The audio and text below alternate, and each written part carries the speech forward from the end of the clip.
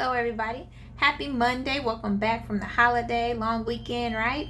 Well, today I wanted to share with everyone John chapter 20, and I'm going to read verse 6. But just to give you an overall summary and background on this is when Peter, after Jesus was crucified, he goes back to fishing. And we know some of the other disciples go with him, but this was before they were following Jesus. This was their occupation, what he was comfortable doing, what he knew. And so they went back to that, him and a couple other disciples. But what does it say in John 21, verse 6? And this again is in the King James Version. It says, "And he said unto them," talking about Jesus, "Cast the net on the right side of the ship, and ye shall find.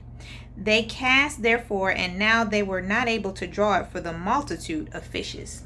We know that while they went back to what they were comfortable doing, their occupation before following Jesus, it wasn't fruitful.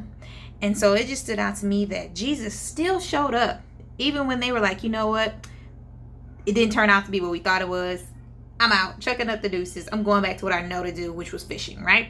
So Peter was fishing and they caught nothing. It was unfruitful. But then it stood out to me that Jesus shows up like, hey, they don't know it's him initially.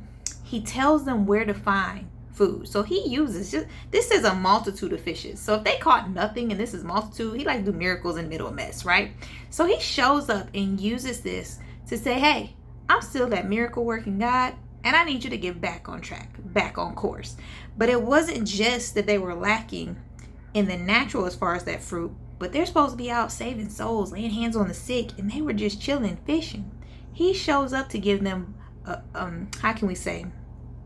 boost, to get them back on track spiritually, but also in the natural. You're not supposed to be out here. You done with this fishing, but he used a miracle to get their attention, and he still came after them like he always goes after the one.